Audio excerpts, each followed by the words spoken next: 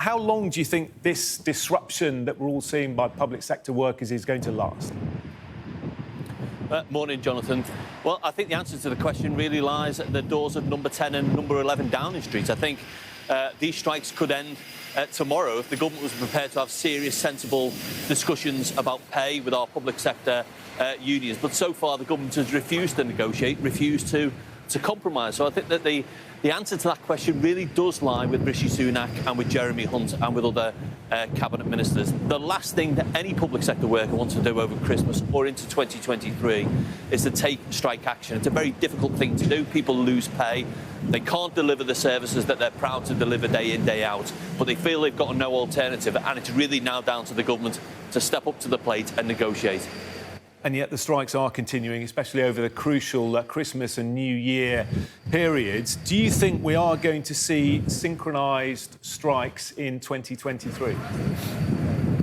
Well, as I say, the decision to take strike action is a very difficult decision. No one takes it lightly. And I think we've got a responsibility as a TUC and as unions that when workers do take that difficult decision, we support them as much as possible. And that means, in some circumstances, coordinating industrial action. And that makes sense, for example, for NHS unions to talk to each other, for teaching unions to talk to each other. But, you know, underlying all of these disputes is the fact that each of those public sector workers, whether they're paramedics or teachers or firefighters or physiotherapists, have had a real terms pay cut this year. And it really is time for the government to do the right thing by their own workforce, to do the right thing by our public services and sit down and negotiate a fair settlement on pay. Mark Sawatka, the General Secretary of the PCSU, said to Sky yesterday, it's only a matter of time before we coordinate strikes. He seems to think it's definitely going to happen. Is that a fair comment? Well, I think Mark was also very clear that the government has the responsibility to end these strikes and could end the strikes if they sat round the table and negotiated with our unions. But as I said, Jonathan, our unions will be talking, continuing to talk into the new year about how we best support and coordinate unions that are taking that strike action. In some cases, that might mean unions taking strike action on the same day. In other cases, it'll be a rolling wave of industrial action. The key thing is we need to resolve these disputes and we need to find a way forward on pay. And that's only going to happen if the government sits down and negotiates. This has happened in the private sector. We've seen unions taking industrial action in the private sector and winning really important pay rises for workers, whether they be bus drivers or baggage handlers or outsourced cleaners. Now's the time for the government to learn that private sector example and talk to unions. Yeah, you see, the problem for members of the public and people watching this programme is that many do have sympathy with workers who are really struggling, like they are, with this cost of living crisis. But when they hear threats of potential, what might look like a general strike, you may well lose a lot of that support. Well, I think the British public are very clear whose responsibility or who's responsible for these strikes. 2/3 of the public feel that the government is mishandling the strikes. And frankly, if you put up Rishi Sunak, Jeremy Hunt and Steve Barclay against our nurses, our paramedics, our firefighters and our posties, I know which side the British public is on. I think that the public knows the way you resolve these strikes is to sit down and reach a compromise and a fair settlement on pay. The only people who don't seem to realise that at the moment are the government, and I think they need to listen to the British public, they need to listen to unions, and they need to listen to the public sector workforce. But isn't it unions and employers who should be sitting down? It's not the government.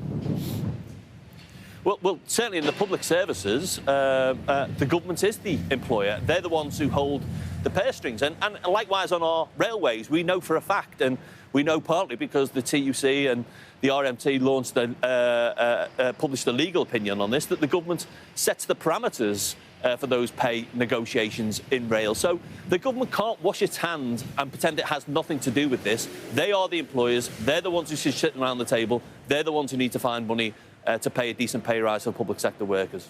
Can you see a time in the next few days, the next few weeks, where you, Mark Sawatka, maybe Matt Rack, who's been speaking to us this morning, actually all sit down, all have a conversation about how you can inflict the most amount of pain? Yeah, well, it's not about inflicting the most amount of pain, Jonathan. That's the only way that you're going to get heard, isn't it? Isn't that what strike action's all about? Because No, it's about getting the employer to listen to the real issues and concerns of their own workforce. And it won't just be Matt and Mark. There'll be people like Christina McAnee from Unison, Sharon Graham from Unite. All of our public service unions have an interest in this. And it's important to make the point as well. Remember, our members are members of the public. It's our members who use the trades, who use hospitals, who send their kids to state schools. And quite often it's members of the cabinet who are insulated from those services. So the last thing we want to do is cause any disruption whatsoever. But we do need the government to listen to the concerns of their own workforce, just as private sector employers have done so over the course of the last few months. There's a way forward here on pay, but it's going to require the government to step up to the plate, be mature and enter into a dialogue. If the government, if employers were to give everyone a double-digit pay rise, that is going to fuel inflation, isn't it? And it's going to make life a lot worse for so many people who are already struggling with the cost of living crisis. We don't want it to last longer than it's going to. Yeah, but there is absolutely no evidence at all that it's the pay of nurses, paramedics and teachers that's driving inflation in this country. I mean, I wish the government was as concerned about what's happening to profits. So profits up 31% last year alone. Dividends handed out to shareholders rising 3 times faster than wages. A bumper year for bonuses in the City of London and a government that decided to lift the cap on bankers' bonuses. They're very clear political choices, and they're choices that don't work for working people, their families and communities. So let's do the right thing by those who are delivering our public services. Let's make sure they've got money in their pockets, that they can afford to pay those heating bills, to fill the car, to pay for the weekly food shop, the rents and mortgages. These are the real pressures our members are under. And, you know, when over a quarter of hospitals in this country have food banks for their own staff, the government has to acknowledge there's an issue, there's a problem here, and it's one that they've got a responsibility to solve. But it's whether or not strike action is actually working. We've seen the military seem to be doing a pretty good job standing in for Border Force officials, averting delays at our airports. And certainly many people now have got used to working from home and not taking the train into the office. They've sort of shrugged their shoulders and are just getting on with life. Is there an argument that actually a lot of this strike action isn't really getting the message that you want across?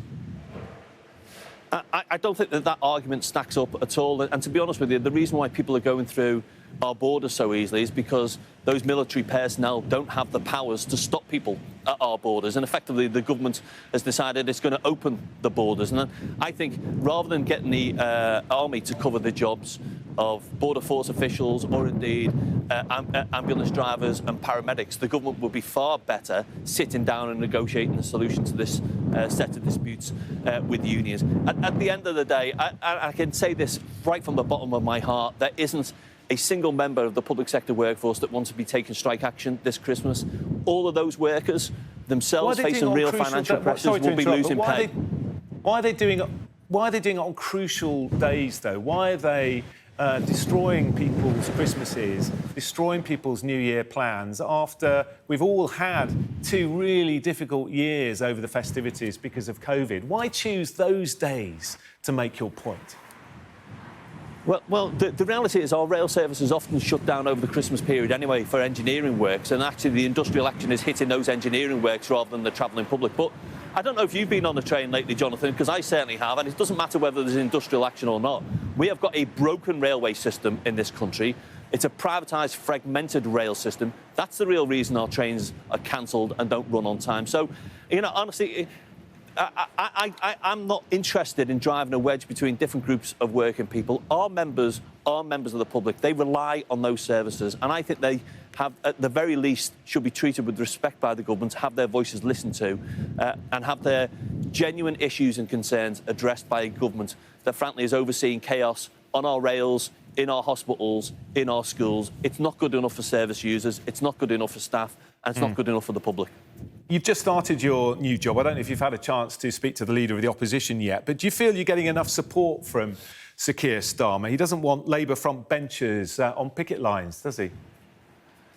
Yeah, I'm not really interested in whether or not Labour front benchers turn up for a selfie on a picket line.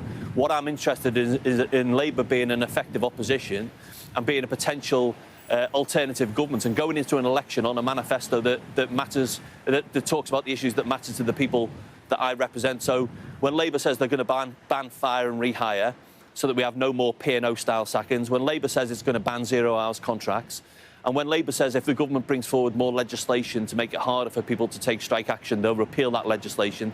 That, to me, sounds like a good starting point for a future Labour government, and one that actually responds to the issues and concerns of working people. Do you stand by your language that you've been using in recent days that the government is sabotaging any chance of sorting this mess out?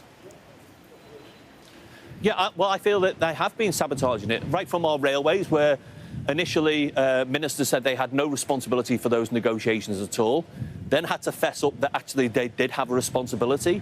They threw in conditions at the last minute, I think, that scuppered a deal, a rail that was within grasp a few weeks ago.